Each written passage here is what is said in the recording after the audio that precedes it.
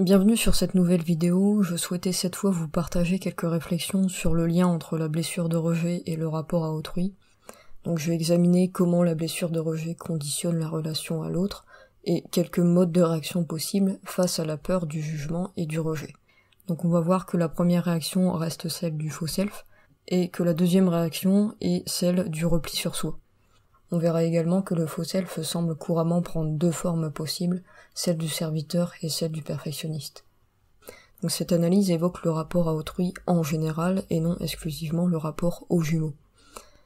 Donc si l'on revient au mécanisme de base, on sait que la blessure de rejet est une blessure liée à l'incarnation du soi authentique, que la peur du rejet correspond à la peur de ne pas être accepté et de ne pas être autorisé à exprimer son individualité authentique, et que cette peur du rejet s'ancre sur une peur plus profonde qui est la peur du jugement. Donc, pour résumer, on peut dire que le yin, en tant que porteur de la blessure de rejet, a principalement peur d'être jugé négativement, d'être rejeté et désapprouvé s'il incarne son soi authentique. Donc, on perçoit d'emblée que lorsque l'on porte majoritairement la blessure de rejet, tout le rapport à autrui est conditionné par la peur du jugement, c'est-à-dire la peur d'être jugé négativement. Cette peur du jugement et du rejet provient d'expériences blessantes qui ont eu lieu dans cette vie et dans des vies antérieures, où l'autre, la figure d'autrui, a exercé son pouvoir à travers l'acte de juger pour désapprouver, interdire, voire condamner l'individu lorsqu'il a affirmé son soi authentique. Or, le jugement de l'autre, lorsqu'il est négatif, il est toujours interprété et vécu comme un rejet de ce que l'on est, une interdiction à être soi ou à incarner les qualités rejetées, et aussi comme une désapprobation morale ou sociale, donc comme une humiliation. Donc chez le yin, le rapport à autrui est complètement conditionné par la peur du jugement, parce qu'autrui est perçu comme celui par qui je peux être jugé négativement, donc comme celui qui peut me limiter, me rejeter et m'interdire d'être qui je suis. Cette peur du jugement peut aller jusqu'à se généraliser et entraîner une peur d'autrui. D'ailleurs, la peur du jugement est souvent aussi nommée la peur du regard de l'autre. Donc la présence d'autrui peut aller jusqu'à entraîner un certain malaise, qui sera plus ou moins grand selon les expériences de chacun. C'est le cas par exemple des personnes qui souffrent d'anxiété ou phobie sociale, voire des personnes qui ont un trouble de la personnalité évitante. Concernant la relation à autrui, on peut constater un effet miroir inversé entre la polarité yin et la polarité yang.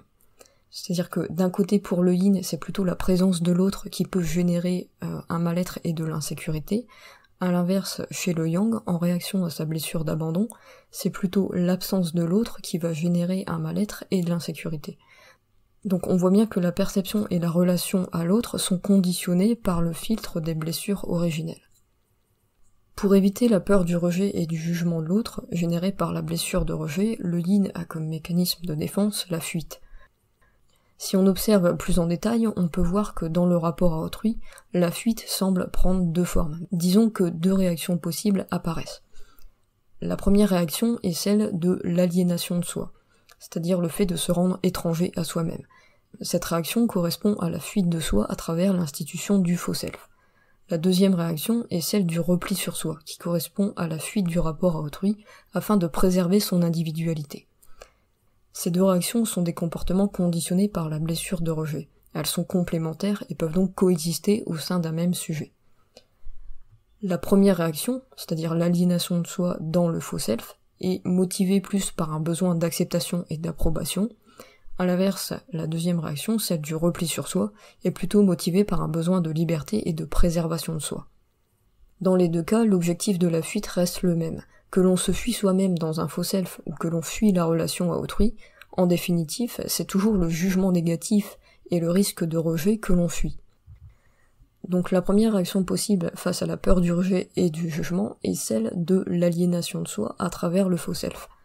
On sait que le faux self est institué à cause d'expériences de rejet et de désapprobation lors de l'affirmation du soi authentique. Il y a aliénation de soi, c'est-à-dire le fait de se rendre étranger à soi-même parce que le yin s'empêche plus ou moins d'incarner sa vraie nature pour suivre et correspondre aux attentes extérieures. C'est pour ça que le faux self est le résultat du rejet intériorisé et de la fuite de soi. Car le yin rejette et fuit les parties de sa personnalité qui sont ou ont été rejetées par l'extérieur pour se protéger. Et c'est pour ça aussi que la fuite du yin est d'abord une fuite à l'égard de lui-même. Si on examine de plus près les comportements liés au faux self, on peut observer que deux réactions apparaissent, celle du serviteur et celle du perfectionniste. Ces réactions sont deux formes d'expression possible du faux self, que l'on peut aussi appeler des masques, et donc ces masques, ce sont des comportements réactionnels en lien à la blessure de rejet. Et en fait, l'objectif de ces masques du serviteur ou du perfectionniste reste toujours le même, c'est d'éviter le jugement négatif et le rejet. Donc le masque du serviteur correspond en fait à la tendance à se mettre au service de l'autre et à satisfaire les besoins des autres au détriment des siens, ce qui implique donc une forme de déni de soi au profit des autres. Dans ce cas, la manière d'éviter le jugement négatif et le rejet, c'est de rendre service et de satisfaire les besoins des autres avant les siens afin d'être apprécié. Donc l'individu va chercher l'acceptation et l'approbation à travers le fait de rendre service. Précisons que ce n'est pas le fait de rendre service en soi qui pose problème, mais le fait que ce soit déséquilibré, c'est-à-dire le fait que ce soit au détriment de soi, donc dans une dynamique sacrificielle, parce que l'on ne s'accorde pas assez de valeur à soi et parce que l'on a peur du jugement de l'autre. En ce qui concerne le masque du perfectionniste, il correspond à la tendance à vouloir faire et agir d'une manière parfaite. Donc ici, c'est la recherche de la perfection dans l'action et la réalisation qui doit permettre d'éviter la critique et le rejet ainsi que l'humiliation. Donc l'individu va chercher à faire et à agir d'une manière parfaite, car si c'est parfait, c'est irréprochable, donc l'autre ne peut pas formuler de jugement, de critique, ni désapprouver ce que l'on fait, ni ce que l'on est. Donc la quête de perfection doit permettre d'éviter d'être confronté à la critique, au rejet et à l'humiliation. Le problème, c'est que cette attitude perfectionniste implique également un sacrifice de soi, puisque l'enjeu de la performance et du travail va se faire au détriment des besoins personnels et de la vie privée. Souvent, c'est une attitude que l'on retrouve dans le domaine professionnel, surtout si l'on travaille pour quelqu'un, car on va davantage avoir peur de ne pas être à la hauteur des attentes des autres. Donc tout le stress va être de produire un travail parfait pour correspondre aux attentes extérieures et éviter la critique, ce qui finit généralement par aboutir à un burn-out. Bon, après, ces réactions ne sont pas exclusives au yin. Un yang peut aussi être perfectionniste. Les deux polarités peuvent avoir des modes d'action similaires, mais ce sera sûrement motivé par des raisons et des peurs différentes. Pour ces deux cas, par exemple, la blessure d'humiliation peut entrer en jeu et expliquer des comportements similaires chez les deux polarités. Toujours est-il que, du point de vue du yin, ce sont des réactions possibles liées à la blessure de rejet et à la peur du jugement. Donc on peut voir que dans les deux comportements, que ce soit celui du serviteur ou celui du perfectionniste, la dynamique reste toujours la même, c'est d'éviter le jugement négatif et le rejet, et cela passe toujours par une forme de sacrifice de soi au profit soit des besoins des autres, soit des attentes des autres. Enfin, la deuxième réaction possible face à autrui et face à la peur du rejet et du jugement, c'est celle du repli sur soi. La stratégie du repli sur soi n'est pas un aspect du faux self, car elle correspond plus à une volonté de préserver son individualité et sa liberté. Donc ici, il ne s'agit pas de se fuir soi-même, mais plutôt de fuir le rapport à autrui pour préserver son soi authentique. Donc la solitude peut être préférée aux relations, car elle est perçue et vécue comme un état et un espace où l'individu peut s'exprimer librement et être pleinement lui-même. On voit donc que, dans ce cas, la manière d'éviter la peur du jugement et du rejet, c'est simplement d'éviter d'entrer en relation avec l'autre, ou encore de préférer des relations sécurisées, dans lesquelles l'individu se sent libre d'être pleinement lui-même avec l'autre.